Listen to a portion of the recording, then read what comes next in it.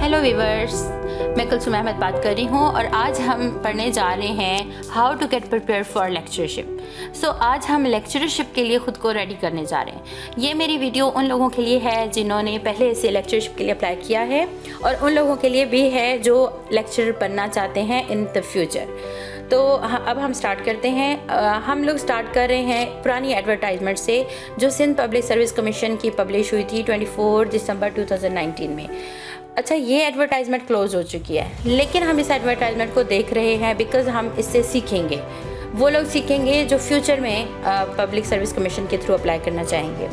यहाँ पे आप देखें कि 1500 पोजीशंस थी डिफरेंट सब्जेक्ट्स में और उन 1500 पोजीशंस के लिए 8 लाख एप्लीकेशंस जमा हुई थी पब्लिक सर्विस कमीशन में। तो आप देखेंगे कंपटीशन कितना टफ़ है। बहुत सारे सब्जेक्ट्स हैं, हर सब्जेक्ट में रूरल कोटा है, अर्बन कोटा है, वेमेन कोटा है, मेल कोटा है, सब कुछ अवेलेबल है आप लोगों के लिए। तो आप लोग डिफरेंट सब्जेक्ट्स में जो हैं वो अपने हिसाब से अपने सब्जेक्ट्स को देख लेंगे। अच्छा, सबसे पहले क्या करना है, सिंध पब्लिक सर्विस कमीशन की वेबसाइट पे जाना है। वहाँ पर जाके अपने आप को रजिस्टर करवाना है, अपना वहाँ पे पासवर्ड और अपना ईमेल आईडी वगैरह लगाकर आप रजिस्टर हो जाएंगे। उसके बाद आपने अपनी एज, अपना डोमिसाइल, उस चीज़ों को देखकर उस हिसाब से अप्लाई करना है।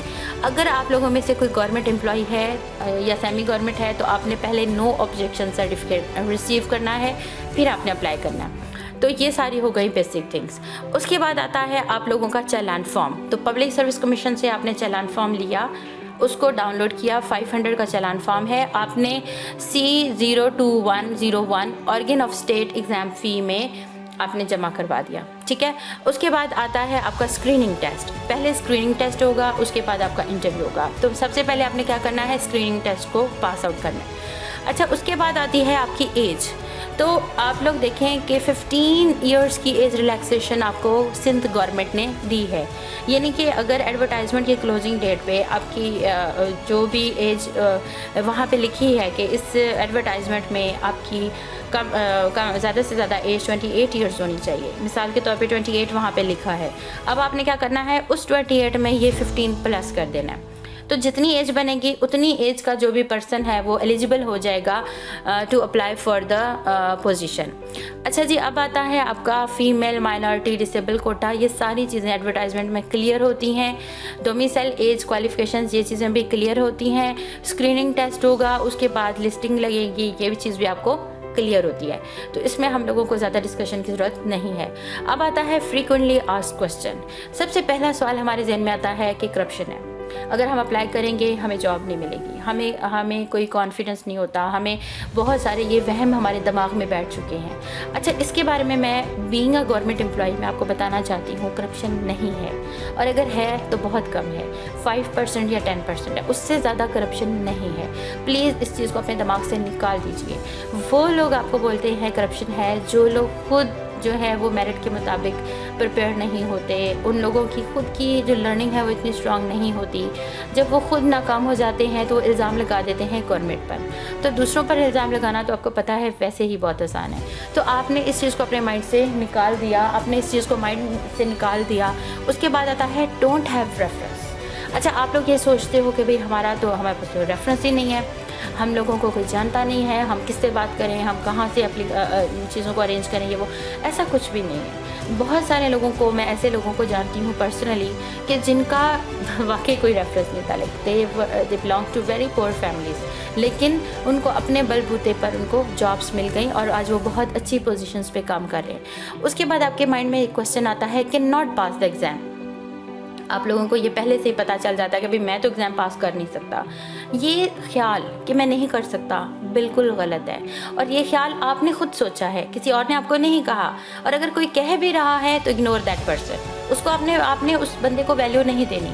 देखिए, पहले वैल्यू आपने अपनी ज़ात को देनी है, अपने कॉन्फिडेंस को देनी है, ठीक है। आपने खुद को पहले स्ट्रॉन्ग करना है कि हाँ भाई मैं कर सकता हूँ, अगर कोई और कर सकता है तो मैं भी कर सकता हूँ।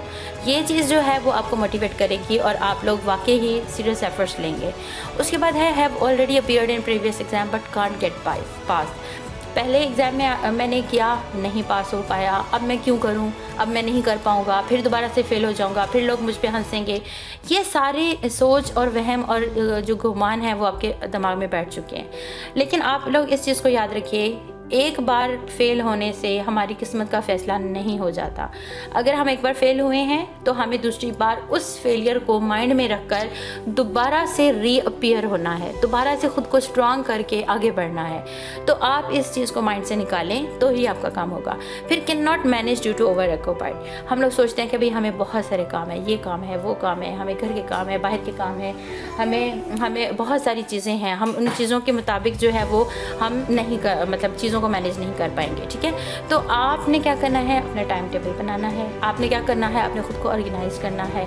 आपने क्या करना है, आपने उन सारी चीज़ों को जो टाइम किलर हैं उनको निकालें, आप अपनी टाइम टेबल से निकालें, अपनी लाइफ से निकालें, बिकॉज़ वो नॉन प्रोडक्टिव चीज़ें हैं। उनकी वजह से आपकी जो एबिलिटीज़ हैं आप उनको पॉलिश नहीं कर पा रहे, आप आगे नहीं लेकर आ पा रहे।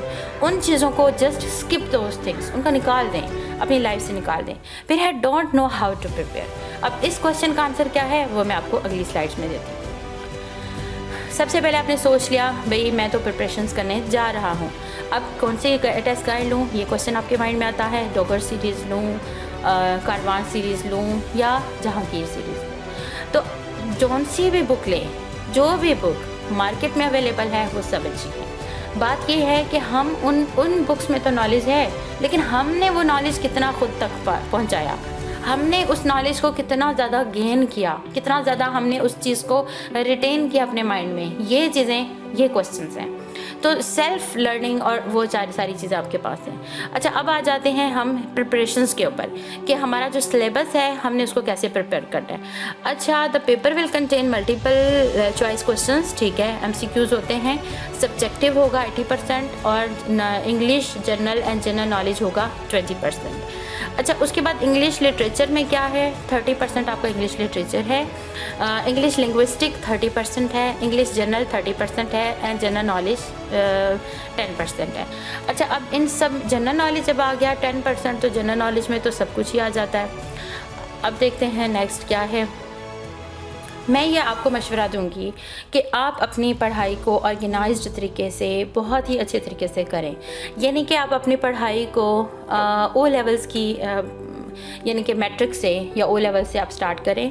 आपको सारी चीज़ें स्टेप बाय स्टेप आनी चाहिए, टिल मास्टर्स लेवल तक आपने पहुंचना है। ठीक है, आपने अपनी चीज़ों को अपने दिमाग में इस तरह से रखना है जैसे हम एक अलमारी है उसमें कपड़े रखते हैं। अगर हमने वो कपड़े सही तरह से तय करके रखे हैं और बाद में हमें कोई ड्रेस चाहिए तो हम वो एक पर्टिकुलर ड्रेस 1 सेकंड में सॉर्ट आउट करके निकाल सकते हैं। इसी तरह से अगर आपने अपने दिमाग में सारी चीज़ों को वेल ऑर्गेनाइज तरीके से रखा हुआ है और जब आपको कोई चीज़ चाहिए आप आराम से उस चीज़ को वहाँ से निकाल सकते हैं। तो आपने क्या करना है, चीज़ों को स्टेप बाय स्टेप सीखना है, आपने चीज़ों की डेप्थ में जाना है, आपने चीज़ों का बैकग्राउंड भी पढ़ना है, आपने उन चीज़ों को ऐसे पढ़ना है जैसे एक स्टोरी होती है, एक कहानी होती है। तो उस कहानी के सारे कैरेक्टर्स हमें हमेशा से याद रहते हैं, मतलब फुल इंटेंशन, इंटरेस्ट के साथ आपने पढ़ना है, तो तभी आपकी जो लर्निंग है वो सही तरह से होगी। अच्छा, आपने इस्लामियात की तैयारी कैसे करनी है। इस्लामियात के इंसेप्शन ऑफ इस्लाम जब स्टार्ट हुआ था वहाँ से लेकर जितना हद तक आप पढ़ सकते हैं। नेक्स्ट आपके जो हॉली प्रॉफिट है, वॉर्स हैं, उनकी वाइव्स हैं, उनके बाद के जो डिसीजंस थे, कुरान पाक की जिस तरह से हमने उसको कंबाइन किया, वो सारा चीज़ें, मतलब जितना हद तक आप आगे तक कर सकते हैं आपने वहाँ तक पहुँचना है। उसके बाद है पाकिस्तान स्टडीज़। 1857 के जंग आज़ादी से उठाएँ आप इन्फॉर्मेशन और 1947 तक आपने स्टेप बाय स्टेप पहुँचना है। उसमें शिमला वफ्द है, उस पर गोलमेज कॉन्फ्रेंसेस हैं, उसमें जो चीज़ें हैं आपने सबको ग्रेजुअली पढ़ना है, ईयर्स के साथ, इंफॉर्मेशन के साथ, डिटेल के साथ। ठीक है, नेक्स्ट आता है general knowledge country to globe. अपने कंट्री से स्टार्ट करें, पूरी दुनिया तक पहुंच जाएं। कंट्री की चीज़ों से स्टार्ट करके दुनिया की आपने करेंसीज, दुनिया के अपने कैपिटल्स, दुनिया की आपने ऑर्गेनाइजेशंस, उन सब तक आपने पढ़ना है। सब कुछ आपको आना चाहिए। एवरीडे साइंस में सब कुछ आता है। ओवरऑल साइंस के साथ 80% आपका सब्जेक्ट होगा और 20% आपका रेस्ट ऑफ द क्वेश्चंस होंगे। तो सब्जेक्ट के ऊपर तो ग्रिप आपकी होनी ही होनी चाहिए। और सब्जेक्ट के ऊपर ग्रिप कैसे करनी है, फर्स्ट ईयर से लेकर मास्टर्स तक की सारी बुक्स आपके पास हों और उन सारी बुक्स को आपने अरेंज फॉर्म में पढ़ना है। ठीक है, तो ये सारा हो गया। अगर आपको मेरी वीडियो पसंद आई तो please like, share and subscribe my channel. Thank you.